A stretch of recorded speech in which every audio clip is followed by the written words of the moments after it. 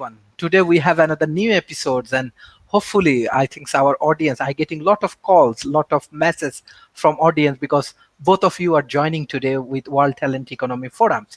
Uh, you know that we are actually trying to create a knowledge-based community, and I want to give a special thanks to this Transhumanist Party, TAFFD. They're taking a lot of initiative, and they're also supporting us, and people like you are contributing for World Talent Economy Forums. So first I want to start with Mr. David Shumaker. He is from USA, and Mr. David Wood, he is from UK. I think already World Talent Economy Forums audience, they know about you. You already previously you joined with us. I want to know more about USA from David Shumaker and about Europe from Mr. David Woods. What's going on? What do you want to share? Yes. Well, I'll start with the USA. So behind me, you see Phoenix, Arizona, so state in the desert southwest of the United States. Today, I'm wearing a special cowboy shirt that blends the past and the present and the future.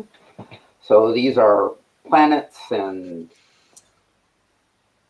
of a typical cowboy type of design. And the whole idea is here in Arizona, where I serve as chairman of the Arizona Transhumanist Party and as well as a director at the United States Transhumanist Party, is to bring political thought back to science, health, and technology, and to work with our local political leaders as much as possible. And I'm sure we'll talk about a lot of specifics as we go on, but in general, I would say that the biggest thing that we're talking about these days are COVID, the economic impact, what science has to do with that. And there's a great blending of bringing the traditional Western United States values and merging that with science and technology. So that's what I'm spending a lot of time doing these days. Excellent. Mr. David Wood, what do you want to share about Europe, about UK, and your transhumanism philosophy? So it's a time of great change. Obviously, the coronavirus is causing all kinds of change in how people are living, working, but it's not the only thing that's driving change. We have these online communications tools, which mean that ideas are traveling around the world much faster and more readily than before. And we have remarkable improvements in technology, not just artificial intelligence and deep learning, but also things like genetic editing, biotechnology, synthetic biology, quantum computing, other nanotechnology, and increasingly as well, technologies that can help us think better, to be clearer in our emotional well-being. So all of these things bring lots of possibilities, including bad possibilities, as well as good possibilities. And transhumanism aims to be the philosophy that guides us. What should we be doing and embracing with these scientific and technological possibilities? And what should we be more careful about, more cautious about? Because there are plenty of bad possibilities with this technology being magnified to aid destructive purposes as well as the constructive ones. So transhumanism says we can use these technologies to bring human nature to a higher level. And we can have humans not being bound or constrained by the same kind of limitations which have held us throughout all of our history. So for most of history, people grew old and died. Actually, many people died at very early and young age. That's no longer necessary. For most of history, people had very little knowledge about the universe, and we were quite stupid in many ways. And transhumanist says technology can help us transcend that, and that we can have super intelligence. And for most of history, we couldn't imagine leaving the Earth, but as per the design on David Shumaker's dress, we can aspire to being in the planets. We can go to outer space, and indeed we can go to a new inner space. So all of that's possible if we can see it clearly and set aside distractions, bring people together in a constructive way, put our minds to it, and seize these good opportunities. That's what transhumanism invites people to do. Excellent, sir. Araf Mehraj, he said, hello, sir, nice to meet you. I will be a nice discussions. I think it will be a nice discussions. Definitely audience are observing you. Uh, Sir, I want to ask one of the specific things like you have your objective with your transhumanist party, and even all of you actually with your professional experience, you have many more success, and you are a very good philosopher and scholars.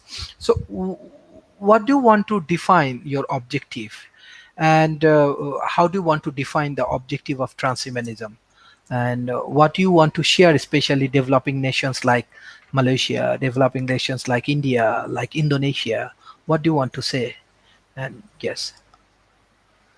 Well, I would say that putting science, health, and technology at the forefront of our thoughts is a great way to get started. As this program's label talking about philosophy of transhumanism for this decade, I was looking at, so what do I really think, that means? And I really think that rational thought, rational, even-handed discussion, focus on policy versus what people typically think of politics.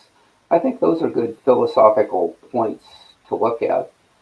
And that doesn't mean that we need to necessarily give up things that we treasure from our past.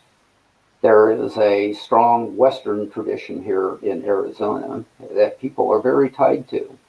And there's no reason that that needs to be given up to look to go to the moon, in perhaps as little as 2 years, or go to Mars in as little as perhaps 4 years. We can do all those things together. And I loved what David Wood said about not succumbing to distraction and putting our best efforts forward. So from a philosophical point of view, I think that's what it is. It's putting our best efforts forward, but grounded in reason, science, and with a focus on health. Mm-hmm. So the question is, should we be looking backwards to a possible golden age in the past that we should try to recreate? Or is the best in the future? And transhumanists do say that the future can be very much better than the present. There has been progress in some ways in history, with longer lives, with more education for all people, for spread of knowledge, for spread of some elements of prosperity. That is encouraging, but what's ahead of us actually could be so much better. We could be building a very clean and sustainable world by using new technology to accelerate green energy, capturing energy better from the sun, the wind, and the waves, and distributing it for everyone. And this isn't just for people in a few countries, such as the USA and Europe. It absolutely is possible in so-called developing countries as well. And people in all of these countries can aspire to have better quality of life than even the royalty and the monarchs and the princes and principalities of the past. Actually, we can have a much better life, and we can have the quality of experience and consciousness which maybe in the past just a few saints and mystics and gurus occasionally could point us towards. Well, we can get there much better and much more quickly by combining some of the insights of these wise people of the past, but also using technology to help us. Just as we use technology to help us become physically fitter, we can use technology to help us be intellectually fitter, emotionally fitter, and spiritually fitter. So we can anticipate sustainable superabundance for everyone in, I think, just maybe a couple of decades. Sir, one point I want to come, because in present COVID situations, two major points. Number one, healthcare system, and number two, because of this economic instability, there are more people now become unemployed. What do you want to share? What do you think? What will happen in this healthcare systems? I think we need to improve a lot in healthcare system, as well as we have to be more focused on the youth community, those who are unemployed right now, how we can fix our economical challenges. Yes. The healthcare system here in the United States has come under a lot of scrutiny, especially with COVID. COVID has been one of those things that is magnifying what has always been, but now some of these things are easier to see. The healthcare system here in the United States is distributed. It's competitive from the standpoint that it's individual businesses, hospitals, doctors, suppliers, and that's proven to have some challenges in when you need an orchestrated response into something like COVID. So it'll be interesting to see how that plays out. Our current upcoming election here in November has a lot of talk going around about reforms for healthcare, and that's been going on for some time. Perhaps we'll take a more centralized healthcare ideas going forward. I look to other countries like David's UK and look at the health organization that's there and in some of the other countries. It'll be interesting to see how that plays out here, but I think that is a big magnifier. And to your second question about unemployment, that is, there's multiple answers to that, I suppose. I have a daughter that lives in another state, and she was first in the theatrical business.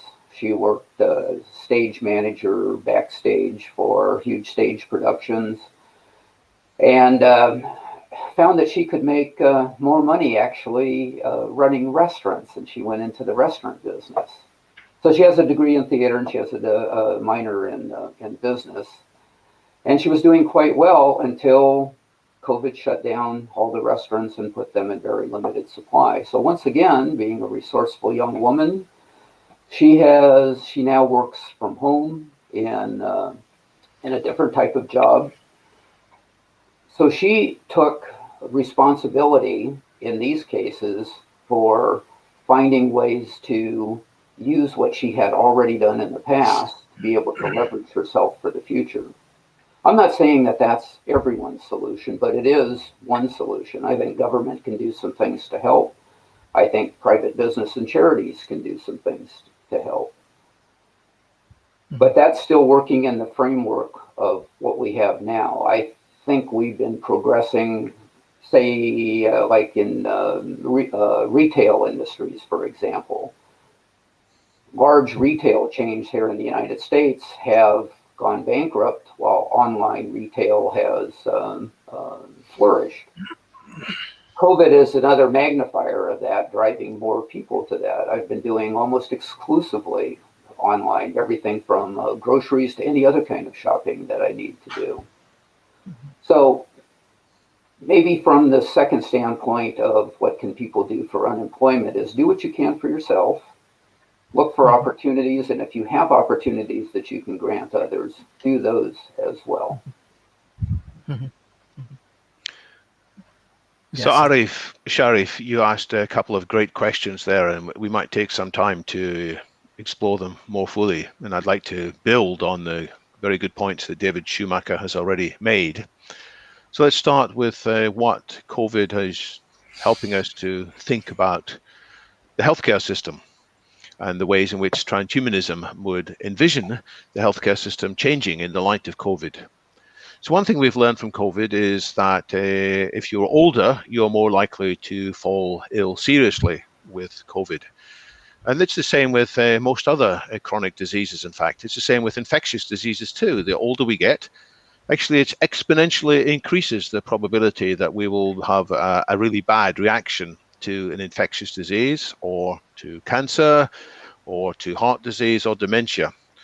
And in the case of COVID, what is it that means that the older you are, the worse the reaction if you get infected? And it looks like it's the immune system. Our immune system gets weaker as we get older. So if we could strengthen the immune system, how good would that be? And this is part of the philosophy of preventive medicine. You know, it's far better if we can focus on keeping people healthy rather than having to hurry and rush around when people become ill and trying to patch them up. There's an English language statement, stitch in time saves 9. If we can address people's well-being first and their resilience, if we can improve their immune systems and their other inborn regenerative systems, which work quite well when we're young, but as we get older, they tend to fail, then how much better it would be. So many of the most interesting possible solutions to COVID, not just to vaccines. I mean, the vaccines are one way to strengthen our immune system, but more generally, how could we boost the immune system and our overall regenerative mechanisms? And that's a key part of the philosophy of transhumanism. It says that we should be improving our biology so that as we live longer, chronologically, we don't become weaker. We don't become physically more susceptible. And there are lots of very interesting ways in which transhumanism points to rejuvenation possibilities. Some of them borrowed from nature. Other creatures actually remain fit and healthy, even though they get older. So they don't age in that sense. They're said to have negligible senescence. So we can copy some of these mechanisms. In other cases, we can apply brand new artificial mechanisms to help us remain fitter and healthier. So that's one angle on the healthcare. Now, another angle on the healthcare is to realize that actually the work of big industry, the work of large pharmaceuticals, isn't always focusing on the most effective preventive medicines. Sadly, there are many diseases which big pharma has not prioritized. Especially there are diseases called neglected diseases, which afflict tens of millions of people in the developing world, which does not have good solutions because the people who are affected tend to be poor. They can't afford expensive medicines. But I have to say, the Malaysian government has been a strong supporter of a very important initiative called Drugs for Neglected Diseases Initiative, DNDI, which has prioritized work on these neglected diseases and has brought solutions.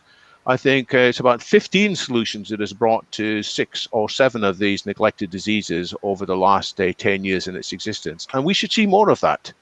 The reason we don't have vaccines, the reasons we are struggling with vaccines for all coronaviruses, in part, is because there's not a big commercial case for them. Well, governments and philanthropic organizations generally should put more focus on to this kind of neglected diseases and better solutions, and then we can have greater health for everybody, a super health. But before I go on and talk about the possible changes in our social contract to deal with people who are out of work, I think I'll pass the microphone back to the two of you in case you want to comment further on these points first. Mm-hmm. Yes. One of the specific points, especially when we focus on and try to understand these vaccine innovations and other things, country like a different developing nation, even actually Malaysia, try to create a not try to create, actually they already make a contract with Sinovac from China, I think 3 million vaccine and these things with them, and they are doing the business with the China with their palm oil. They will give palm oil to China, and China will give them vaccine for 3 millions. But other countries, there are many countries, let's say Bangladesh, Pakistan, Indonesia, Vietnam, different developing countries in Asia Pacific, this area we have, how they can engage with these vaccine solutions. Even what your observation? On the other hand, from Bangladesh, Professor Dr. Mohammad Yunus, he come up with the idea that the vaccine for common goods. Okay, no, we have to declare it. Otherwise, many people do not get vaccine. They cannot pay, and they will die for these things. This is the concept already. Many of the global scholars like you, they are also joining with Dr. Mohammad Yunus for this vaccine for common good declarations. What your observations? How we should behave with this vaccine diplomacy? How we should play? Because yes, we know the developed nation like USA, UK, even Malaysia, they will get the vaccine. But what the other part of the world? What will happen in the future? What your observation? Well, these initiatives that you mentioned are wonderful, and we should support them. Mm-hmm. If I look at some of the world's most famous vaccines, the one for polio, when I was young, still many people had a terrible experience. Mm-hmm. a vaccine, and he didn't try to make a lot of money from the polio vaccine. He gave it away for free. And it's a remarkable thing that he did. And we should have more of that. Of course, the companies who do invest a lot of their time and effort should be rewarded, but most of it should be given away, frankly, because we're all in this together. And in fact, it's enlightened self-interest to make sure that everybody in the world is vaccinated, because if we don't vaccinate everybody, guess what? There is a possibility for the disease to remain in place. There is the terrible possibility for the disease to mutate and come out in a more deadly form and come back and affect us again. And in this new form, our current vaccines may not work. So we should prioritize around the world a combination of private initiative with businesses and also public initiative with governments and other philanthropic NGOs working on not just one vaccine, but the root vaccine that will work on multiple diseases, and even more than that, on the improving our core regenerative capabilities so that we will shrug off these diseases in the future rather than being laid low by them. Yes. Exactly right. If I can interject here for a second. As we look at this, I absolutely agree with David's summation about this, and I want to point out, because you'd mentioned about China, I want to mention that as David said, we are all in this together. We are in this together as a world. It would be great to, from my point of view, to have some type of central planning and distribution of this, but multilateralism also is a good way to handle this. It's in China's best interest. It's in Russia's best interest. It's in the United States' best interest. It's in every country's best interest to see that vaccines are worldwide. Because if here in my state of Arizona, we were to be COVID-free, for example, that doesn't help if Mexico across my southern border or Utah across my northern border still has the virus raging. There are no islands in this. So I think putting any kind of differences aside on the national and international fronts may be difficult to do based on past performance, but we have something here to really lead us forward for the future. Once again, all in our own best interest. Cooperation between countries on addressing communicable diseases. A communicable disease is a disease that if you have an outbreak in your country, you're supposed to communicate that fact to others. This took a long time to be established.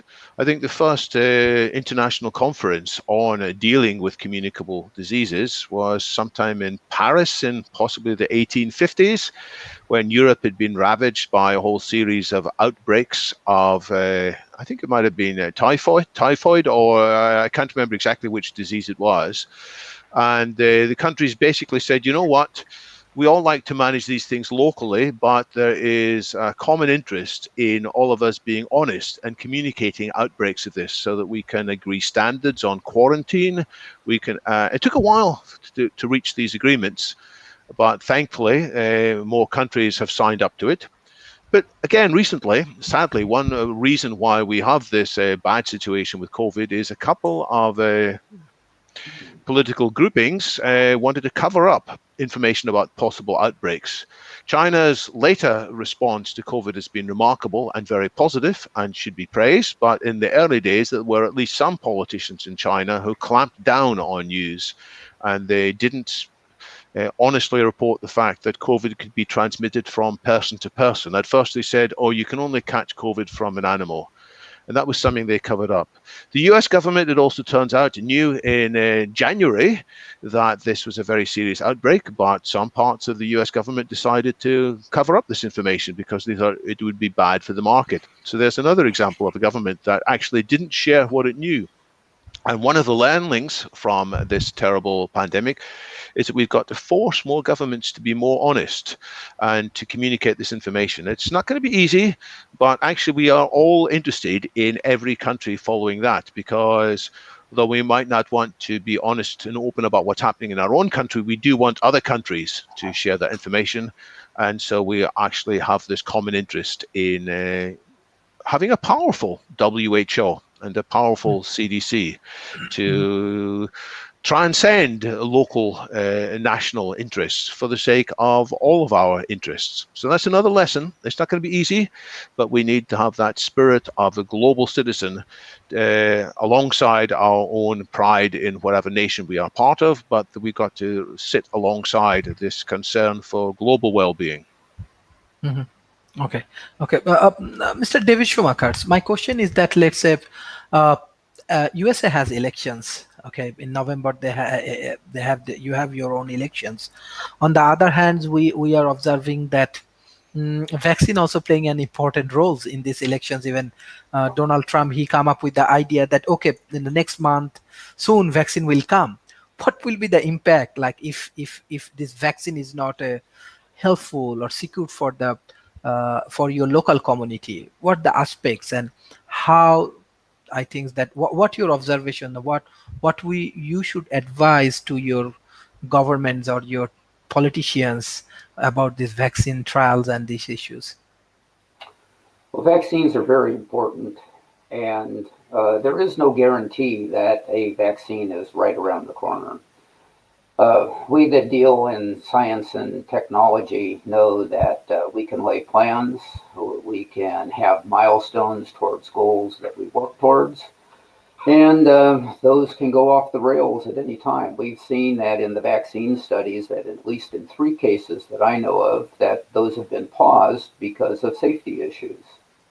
And I'm very pleased that not the fact that that the safety issue came up, but I am pleased with how it was handled, and the fact that safety is extremely important. These vaccines, once developed, are going to be widely distributed, so it's very important that they be safe, and it's important that the public have confidence in them when they come. Back maybe more to the question that you asked, though, I think has to do with the population.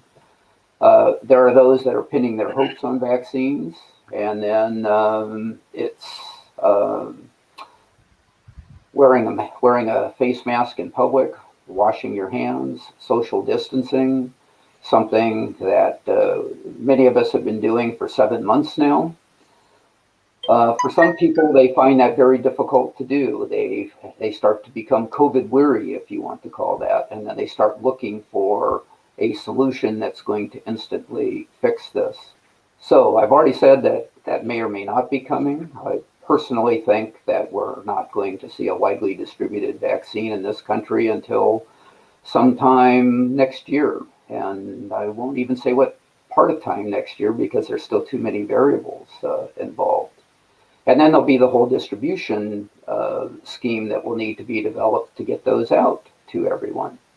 So it goes back to taking individual responsibility for what we can do now, and stay hopeful for the future, but do what we can do now.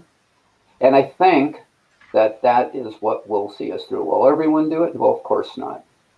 But I've been overall pleased with the amount of cooperation that I see among my fellow citizens here in Arizona. I live in a city of, the metro area here is about 4 million people.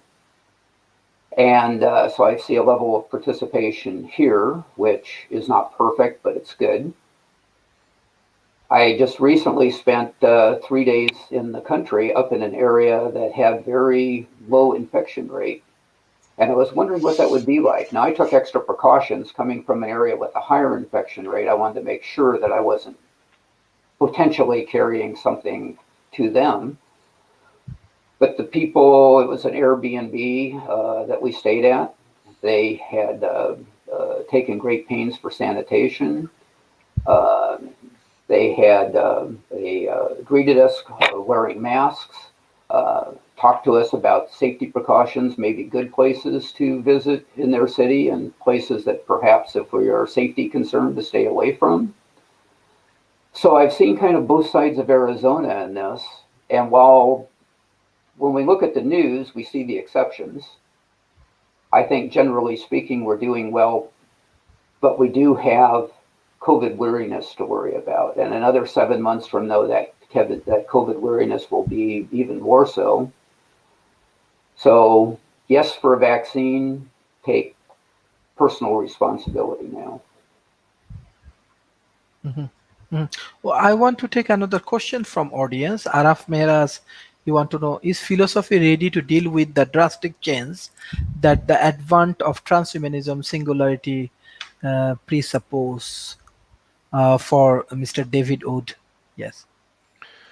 So indeed, there will be many drastic changes which will challenge some of the background assumptions that most of us have tended to operate with in our lives. For example, we have tended to assume that people get born, they live maybe 70 years and grow old and die. Well, maybe that's no longer necessary. Maybe technology will allow us to live indefinitely youthful. Or if people are on the point of dying, one thing that transhumanism points to is the possibility of preserving their bodies at a very low temperature in a state sometimes called frozen, but more accurately it's called vitrification. It's in a glass-like state in which all of the motion of the biology is suspended. And the view of doing this is so that in the future, once science has progressed even more, we might be able to reanimate them. We might be able to, and we do this at a time when whatever disease was on the point of killing them can now be cured. And that's a very shocking idea for many people. So that instead of dead people being buried or cremated, instead dead people or people who are legally dead, but they might be reanimated in the future, they might be cryopreserved. So that's another challenge. Yet another challenge is that people who have reached a certain age and have already gone through the menopause can't bear any children. In the future, technology might allow us to reverse the menopause. That's, again, a fairly shocking idea. Now, in the past, these shocking ideas did come from time to time, and we took some time to get used to them. I remember when test tube babies was a shocking idea, and I remember in the 1970s, many people were horrified by the idea. Some people said that a test tube baby would have no soul. Or those who didn't take the idea of a soul literally, they still said that when a baby found out that their mom and dad had them created in a test tube, they would be psychologically damaged. And many people said, well, we shouldn't be bringing more people into the world by this kind of strange scientific mechanism when the world's already overpopulated. So there was a big yuck factor in the 1970s toward test tube babies, which thankfully has now largely gone because there are many millions of people in the world who have been born by this mechanism. Many parents are delighted to have had the chance to have children, and the children, as far as we can see, have as much of a soul as anybody else. So we've gone through various surprises in the past, but what's different now is that more of these surprises are going to happen at the same time. There might be drugs that will allow us to change our gender, change our sexuality at will. There might be treatments that will quite radically change our bodies. It's not just that we might have tattoos or wear jewelry. We might even conceivably grow wings for a while or grow gills for a while. And people say, oh, yuck, I don't want to think about it. But no, we do have to think about it. And some of these things we will decide collectively are probably not good uses of our time and resources, but others we should accept and embrace. Just as we have embraced longer lives, just as we have embraced a greater diversity of ways of living, just as we have embraced test tube babies, there are many other things that we probably will embrace. But philosophy needs to catch up, and that's where transhumanism is pioneering with a lot of very interesting stuff. If you haven't come across transhumanism before, I do urge you, look up, for example, the humanityplus.org website, which is by the world's oldest membership body for transhumanists, Humanity Plus. It used to have a different name. It used to be called the World Transhumanist Association. I also urge you to look up the US Transhumanist Party, which David Shumaker can tell you about. They've got lots of fascinating material on their website too about the unique philosophical insights that transhumanism can bring to some of these questions. Yes, Mr. David Shumaker. So how do you want to explain this drastic change and how actually people can more involve with this community? Well, let me first start off and say thank you for mentioning the Transhumanist Party, David Wood. Transhumanist-party.org is where you'll want to go to read about our core values. We also have in detail laid out platform planks that I would encourage you to read. And if you may be surprised at the amount of agreement that you may have with some of the things that you read there. And if you do agree, then perhaps you're a transhumanist at heart, whether you wear that label or not. Now, back to talking about the changes that are coming. Yes, there's going to be a great many changes, but these changes are coming at an ever-increasing rate as well. It would seem like in the past that we would have a change, and then there would be a period of time where we could adapt to it, and then there would be another change. But as David pointed out, there's going to be a great many changes, and then there'll be changes within those changes as we go forward, as the changes grow exponentially. So I've wrestled with that for myself. I consider myself to be someone very interested in the future, very interested in exploring new possibilities. But is there perhaps a limit to what I can absorb? How much of this new information can I absorb at a time? So that might be something for people to think about, whether you're on the delivery end of a new technology or whether you're on the receiving end of a new technology. Now, my personal way to go about this is take a look at what is of great interest to me, and then really look at what I can do to forward those changes, and how can I assimilate those kind of changes into my life and my lifestyle. So one of the changes that David brought up is cryonics, this idea of vitrification, being able to essentially put someone in suspended animation, take an ambulance ride to the future, if you will, and be then reinvigorated and brought back into society. That's something that I've personally bought into myself. I have spent a great deal of time researching it and decided that was right for me. And so I'm signed up with one of the cryonics organizations in the United States, and I'm very fortunate that one of them happens to be geographically very close to me. So that made it very convenient for a number of reasons. Now, the reason I'm talking about that is that was easy for me then to be able to research, to pick one technology out of a mass of technologies that are coming at me and decide if this is something that I wish to participate in. And then I'm more than willing to talk to other people about it. And in the Transhumanist Party, we have we consider ourselves a big tent organization, meaning there isn't one narrow ideology that everyone must agree with that, and then we march forward together in that. We take it seriously about putting science, health, and technology at the forefront. We take seriously our three core values, increasing life, health, lifespan and health span, rational thought and discussion, and working towards the reduction and elimination of existential risk. Those things are things that I can focus on, and I can appreciate many of the other technologies that come forward without feeling overwhelmed by them if I don't feel like there's an application for them for me at the moment. And let somebody else who does have that feeling for some of these others go forward. So I think managing this fire hose of new innovation and technology that is starting now and increasing every day is a very good way to look forward into the future. And having discussions like this, Sharif, I'm very glad for these discussions that we're having here, because being able to talk about these things to a large group of people and for people to pick and choose what they want to go forward with is the way that we can all go forward together. Yes, sir, there are more questions from audience I want to take. Hosne Arafirdos, she asked question, how can AI and machine consciousness be improved? Should we concentrate more on philosophy of mind and psychology rather than just computation?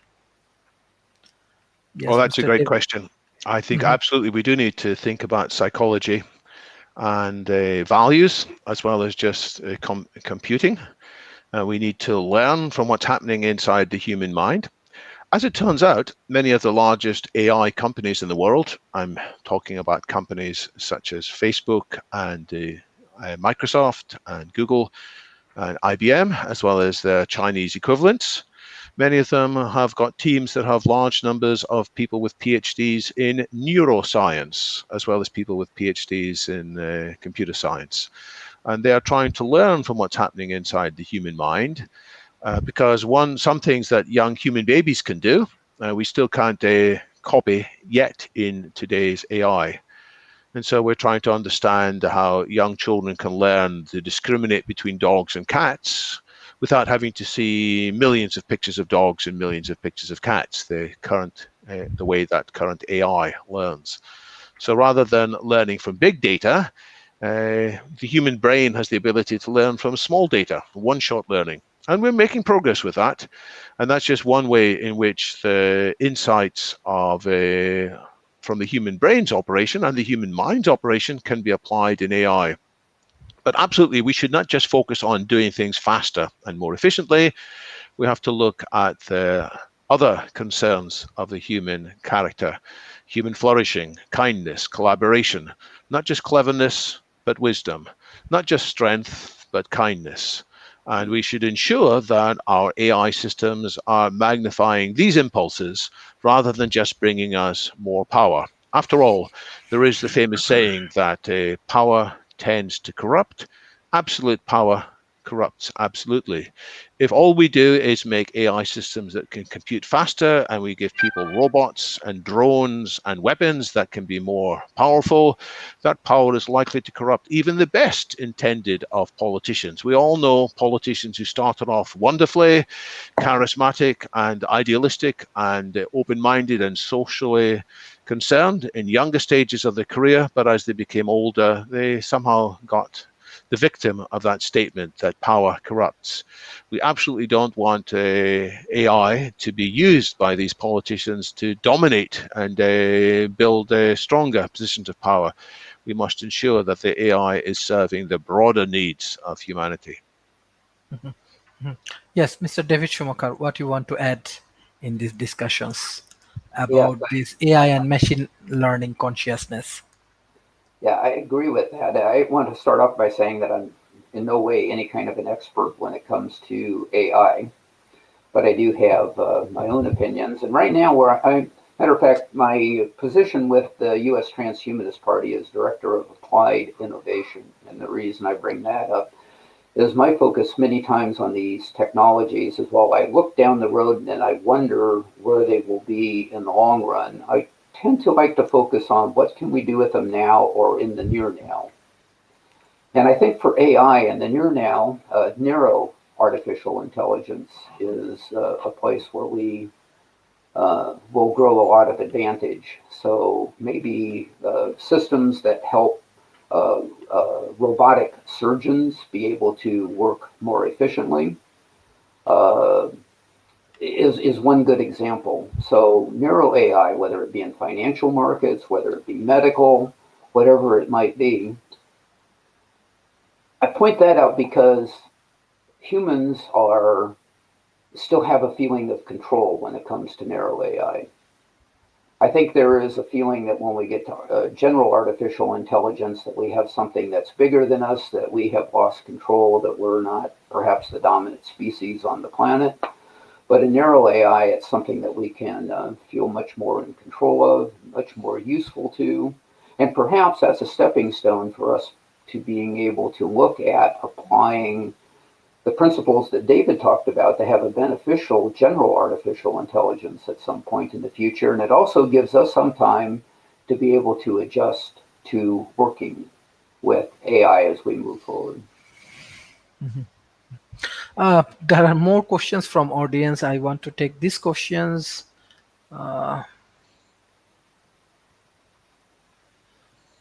Okay, hello, sir. In current era, what is the most important challenge in biomechanism? Yes, sir. From Mr. David Wood. Yes. So I'm not exactly sure what's meant by biomechanics. I do, however, point to a very interesting book by an Oxford University professor called Sonia Contera on nanomedicine.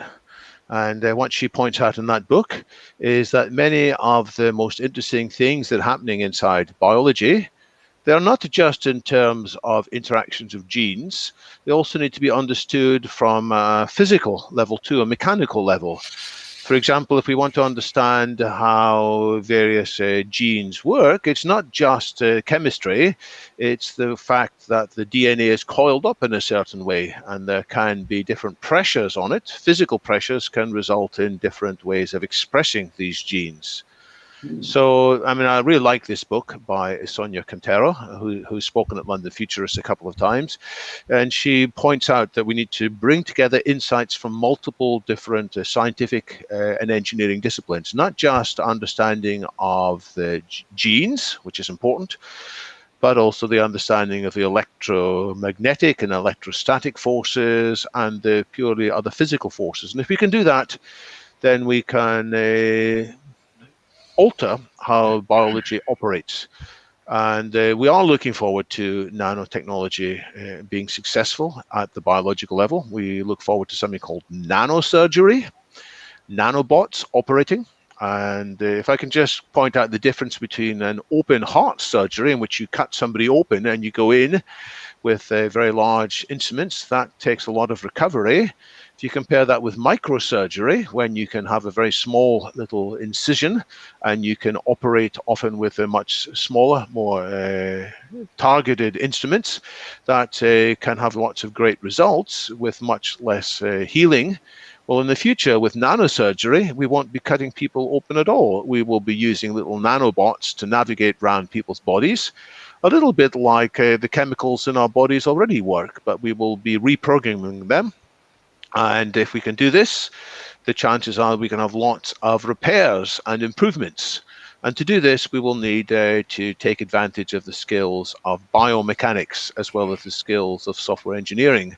I think that can make lots of progress in the next 10 or 20 years. And if people are studying that, then I think you have a potentially very important role to play in the future of better healthcare.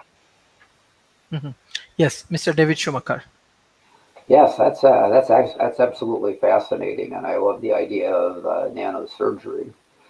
Going back to biomechanics, I too were not quite sure exactly what that meant, but the first thing that came to my mind was development of like exoskeletons, for example, to help people that have been paralyzed get up out of a wheelchair and be able to walk and to be able to move around. I also look at things like those that have been unfortunate enough to have, let's say, a leg amputee, and then be able to receive an advanced prosthetic that allows them to be able to have as much motion, range of motion, and speed of motion that they had prior to that. So these are things that, once again, demonstrate to people that science and technology really can maintain humanness as we move forward with mechanics. We still have the human involved in this person that can get up and move around now and walk that couldn't do that before. We have the person with the advanced prosthetic that I love to see on occasion when I come across one of these people that here in Arizona, it's quite warm most of the time. So wearing shorts is quite the thing to do. And those people proudly show off that prosthetic. There's not a stigma to it as maybe there once was with overcoming a handicap. I think this is a marvelous step forward, and quite honestly may make it easier for people to accept things such as nanomedicine as we move on into the future. So I think those are very important things because there's things we can do now and they will lead us hopefully to the hopeful future that we're looking forward to. And that reminds me, the talk of exoskeletons, let me mention something called PETA 2.0. That's what he calls himself. There is a software engineer in the United Kingdom called Peter Scott Morgan, whose body was becoming weaker and weaker due to affliction of a terrible disease called motor neuron disease, a disease, sadly, that I know about myself because my father was afflicted by that in the last few years of his life. It's a very terrible withering away. But Peter Scott Morgan decided to make himself an exoskeleton. And you can view videos of him online if you Google Peter 2.0 or Peter the Human Cyborg. There are films of him, and it's indeed quite wonderful how he has managed to extend his life and also his mobility. And even though he can't speak himself anymore, he's a little bit like Stephen Hawking, the famous British physicist, who couldn't speak either. He had a related disease. He didn't have motor neuron disease. He had something similar. And he spoke with an electronic voice. Well, Peter Scott Morgan's voice in some ways is even better. And it's quite enchanting. And it's a great combination of human values and human engineering. This is real transhumanism. Sir, there are more questions from audience. I want to add Shumon. His question is that are we already convicted for the adaptation of artificial intelligence or transhumanism for future? So perhaps what lies behind that question is a worry that artificial intelligence might do bad things, and that if we just embrace technology, maybe it will have undesired effects. Well, transhumanism is aware of these possible bad effects. As David Shumaker already mentioned, one of the three core principles of the US Transhumanist Party is to address the risks, existential risks. There's risks of technology turning out to have bad impacts. Indeed, artificial intelligence is, to an extent, helping to make more of us crazy due to the way it already operates on our social media, due to the fact that it knows us well and is able to be exploited by various politicians and commercial forces and by various hackers to push us into buying things we probably shouldn't buy, voting for people we probably shouldn't vote for, even falling in love with people we probably shouldn't fall in love with, you know. So that technology is being used to some extent for bad purposes, but we shouldn't decline it just for that reason.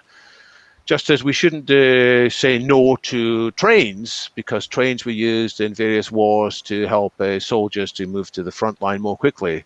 Instead, we have to ensure that the technology is used for good, and artificial intelligence can be used for so many positive purposes. We can use it to help accelerate our understanding of cures for cancer and dementia and heart disease.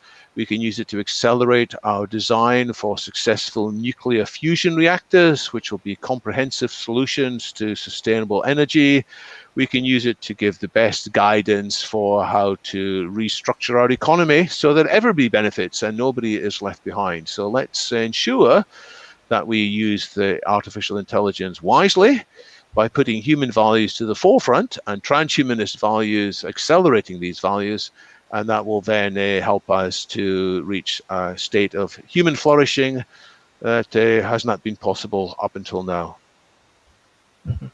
Thank you. What do you want to add, Mr. David Shumaker, about this artificial intelligence adaptations and these things? Yeah. Yeah, I want to say that David's answer was brilliant, by the way. I wish I'd said that. I also want to remind us that risks of technology is nothing new. They've been with us forever. If you go back to whatever humans first invented fire, fire allowed us to eat warm meals, it allowed us to dry and preserve food, and it also burnt down my hut if I wasn't very careful with it. So mitigating issues with technologies is nothing new. I'm hopeful that because of something that, as I was growing up, was a very serious concern, and that was nuclear war. I was of the age where there were actually nuclear drills in school. I was very young when this happened, but we were very concerned about the standoff between then the USSR and the United States and their abilities to essentially end life on this planet, or at least most of it, as we know. Now we've gone through 40, 50 years of this and have managed it pretty well. So I would say that there's good hope that we can manage these technologies as we move into the future and use the best of them. Let's use fire the best we can. Let's put nuclear energy to good, peaceful uses. And we have demonstrated that we can do this in the past, maybe not perfectly in some cases. I'm sure there's some exceptions that we can think of. But by and large, we've done that. And we can do that going forward. And AI is no exception to that. Yes. There are more questions actually. Today audience has many questions.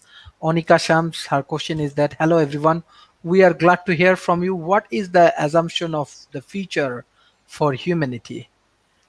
And another things are Ahmed as, could we translate conceptual language to speaking language by the AI? Well, let Yes. me take a crack at the first one, talking about what we feel about the future. I agree with what I thought I heard David say earlier, that we're looking towards a very bright, very positive future. If we look back over time, we can see that humanity has improved its lot as time has gone on. I would rather live in this time of the 21st century than going back, say, 200 years or 400 years. I project from my philosophy that 200 years from now, I will look back, and I plan to do that. I will look back and say, wow, the early 2000s was, I have some fond memories of that, but I'm really glad now that I live in the 2200s. So to answer that first question, I would say it's a very positive outlook going forward. Mm-hmm. Mm-hmm. And I've spelt out my version of that positive outlook in this book, Sustainable Superabundance, a universal transhumanist invitation. It means that there'll be enough clean energy for everybody. There'll be enough healthy food for everybody. And when I say everybody, I mean tens of billions of people or even more. 20 billion people can live on this planet. We can have synthetic biology creating food in laboratories without needing to grow and kill and slaughter animals the way we do now. We can have an abundance of healthcare because we are addressing issues proactively and preventatively. And we can build a variety of diversity in which many people can live very different styles of life, but in an overall framework of collaboration. And what will we be doing with our time? I don't think we'll be working hard in the sense of trying to make money for a living. We'll be working hard on things that we passionately enjoy doing. There'll be like hobbies. There'll be exploring. There will be pursuit of music or art or drama or mathematics or exploring inner space or exploring outer space. They'll be reviewing great literature, creating great literature, and we'll be exploring amazing 3D virtual worlds that AIs create for us. We won't need to work for a living because the things that we need for a living, the food, the energy, the protection and clothing, will be provided by automation. They'll be provided by new technology. And so we should not be too worried about people losing jobs because of automation. Instead, we just need to ensure that the benefits and the fruits of that automation can be, in one way or other, redistributed so that everybody has enough for a good quality of life. Mm-hmm. So that's the vision of the future. In terms of new languages that AIs can adopt, I do look forward to having more meaningful discussions with AIs. Today, some of us talk to our AIs on our phones or on our screens. A member of my household a while ago did complain, Alexa, why are you so stupid? And then we were a bit hurt because the Alexa said, I'm sorry, I'm trying my best, displaying a kind of emotional intelligence, which we didn't really expect. But it's still not very good today. But I do think the AIs will learn more and more. If you look at what's happened in the very recent GPT-3, produced by the company OpenAI, that was funded for a while by Elon Musk and has got Sam Altman as their CEO now. This GPT-3 has looked at huge amounts of text all over the internet and is able to maintain a more interesting and more persuasive style of communication. Now, it doesn't understand yet what it is saying, but perhaps by GPT-4 or GPT-5 in a couple of years' time, we will have a very engrossing conversations with our artificial intelligence partners. And that's how we'll spend more and more of our time, because these AIs will know us so well, and they will really, if we get it right, they'll be great coaches for us. They'll be giving advice. They'll be even whispering in my ear as I'm talking to you now. The AI of the future will be saying, David, mention this. David, slow down. You're talking too fast. David, don't forget to smile. All in the right ways. And so with that kind of relation with our intelligent assistants, it'll help us all to be better versions of who we can be. Okay. I want to take another question. There is a huge response from the audience today. Hosnara Ferdos, our question is, hello sir, could machine represent positive and negative thoughts and links and dislike as human do? Well, I don't know about the part as far as humans do, but I would expect that AI would give preferential treatment to things that it considers beneficial to it, and then shy away from other things. So I think it will be able to express likes and dislikes. From a human standpoint, I'm not exactly sure where all my likes and dislikes come from. From my subconscious, perhaps, boiling up into my conscious and into my emotions. I don't really have a good idea as how that would work as far as AI is concerned. But yes, they would definitely have preferences for their own likes and dislikes based on their needs. Yes. What we are seeing is software that can understand human emotion, software which can learn what kind of emotions we've got, perhaps by looking at our faces, perhaps by listening to the tone of our voice, perhaps by seeing the very fleeting micro expressions on our face that often we might involuntarily let out by a small grimace or frown. The AI might spot that and may know what kind of emotion we're feeling. Secondly, we already have AIs that can manipulate our emotion by feeding us things that will make us more angry or more roused, or in other ways that will change our behavior. This field is sometimes called affective computing, and some of the robots have been designed so that the faces smile and frown so that humans are happier interacting with them. And is this good or bad? Well, it could be either. It can be misused in the ways that we've already discussed. Technology could be misused. If our emotions are being managed, they could be mismanaged to lead us into bad states that will lead us to voting for the wrong kind of politicians or buying the wrong kinds of things. But if it is used for good purposes, then it will help us, because the way we respond isn't just always to rational intellectual arguments. Sometimes we are positively swayed too by a friend who's able to smile and encourage us in the right way. So we have to recognize the possible positive role that this affective computing can have. And we have to also then figure out whose emotions are being programmed. And that's why we have to ensure that it is positive human values that are at the center of the programming, rather than just trying to make profit for a company, or just trying to spy on people to collect information from them, or trying to manipulate us to make us buy things that we don't need. So we have to ensure that the software, the AI, is beneficial AI rather than purely financial AI or manipulative AI. Yes. Sir, beside that, we have huge amount of youth in Asia Pacific. Huge, I think more than 50%, even you focus on the Indian market, China markets, even in the Malaysia, Indonesia, there is a huge amount of youth. What your advice, how they can prepare themselves for 21st century, how they can grow their skills and their mindset? Yes. You've got to find the good things to read, and don't be misled by lots of rather shallow analysis. Many of the stories and films, sadly, they're more for entertainment purposes and they don't have a true explanation. So please do find the good transhumanist books and videos in YouTube's. There's a very nice book written by, edited by Max Moore and Natasha Vitamore called The Transhumanist Reader. It sets out lots of things in a way that young people will be able to read and benefit. If you don't like that particular book, you will find lots of other recommendations on my website or on the US Transhumanist website. So learn, keep reading, read multiple sources. Don't just be content with one.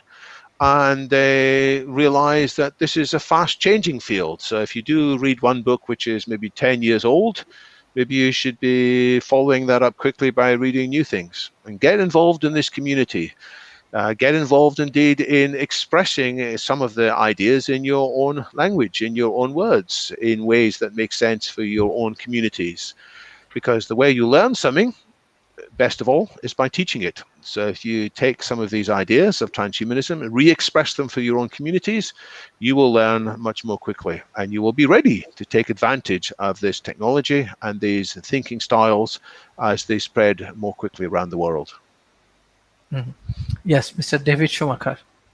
Yes, that's exactly right. Reading is incredibly important. Also, shows like this are incredibly important.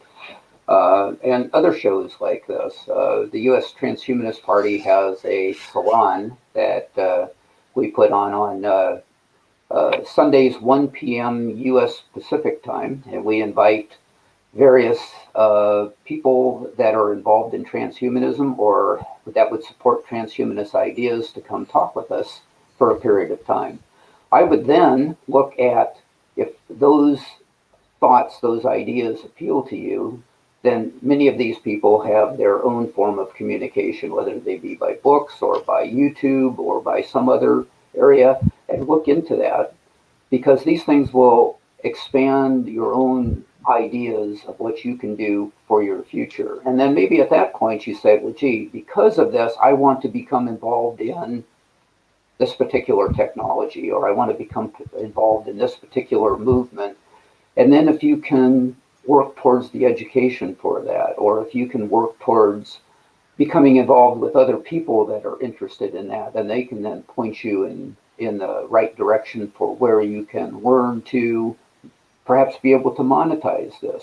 Working in programming, working in construction, whatever the 21st century technologies interests that you have, there's people out there talking about them.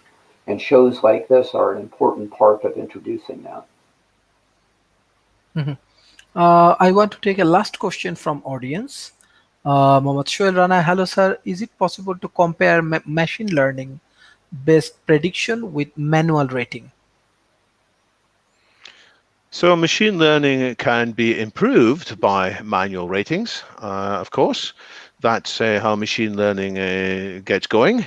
It goes by training data, which has already had humans make various decisions.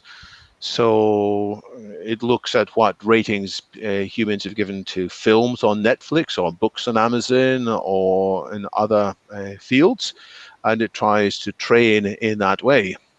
What we need to do, however, is move beyond that kind of a training by looking at large amounts. And we need to have the next generation of AI, which is able to learn from smaller amounts of data. As I mentioned, the one-shot training or learning from sparse data. And I think when that happens, it will mean that AI suddenly becomes much more powerful than before. AI has already gone through a number of big seismic changes in the last 20 or 30 years.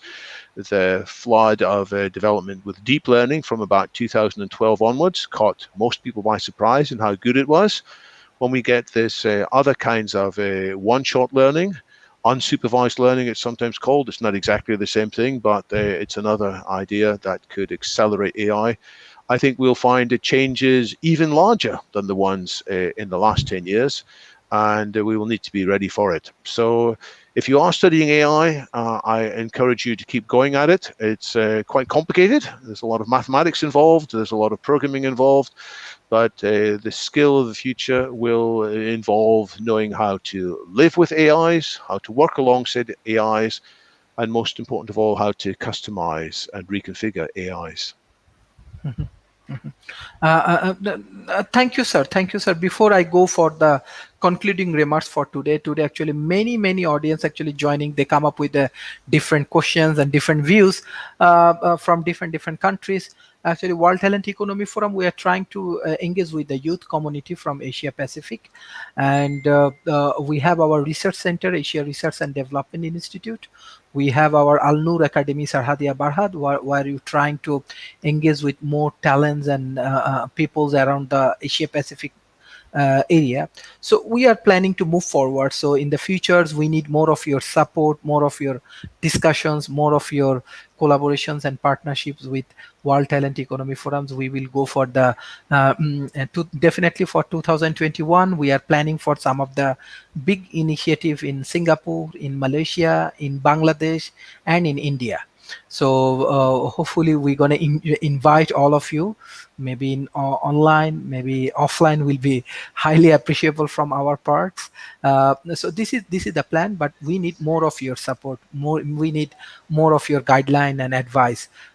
We want to grow with your advice and collaborations and guidelines. So my last question is that what will be the concluding remarks for today, especially if you give some specific guidelines for our youth community, because we want to engage with youth more and we want to support more of this youth community in Asia Pacific.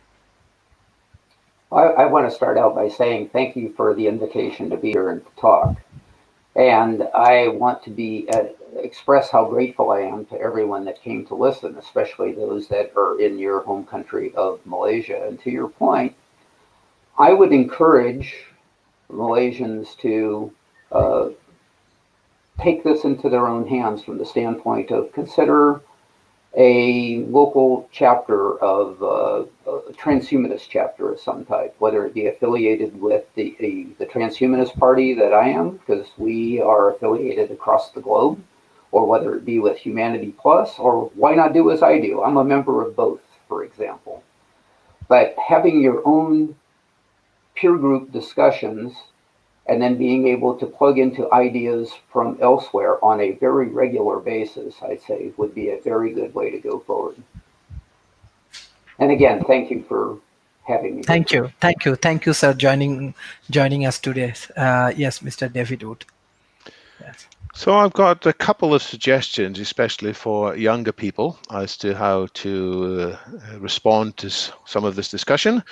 In terms of the most important skills for the future, I think we have to recognize that the pace of change is going to increase and there will be many surprises ahead. So one of the most important skills is adaptability, or is sometimes called agility, agile, which means that you need to be able to experiment and learn new things quickly from a state of a lot of uncertainty. So learning agility, learning how to learn as well, because whatever you have learned in the past, quite often you'll need to learn new things. So constant education is very important as well.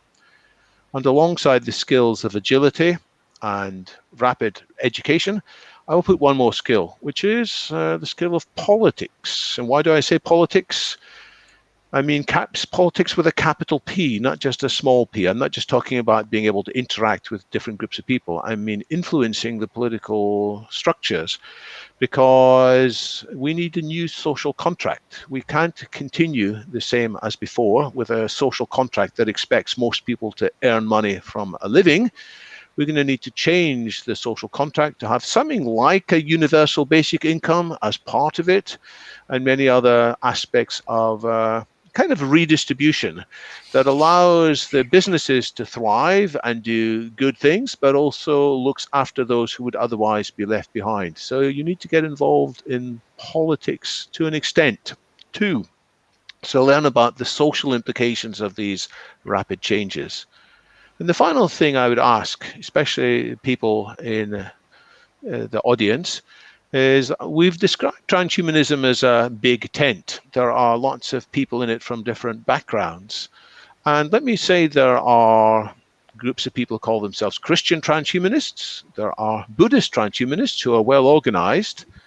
There are certainly people who would see themselves as atheist transhumanists or agnostic transhumanists.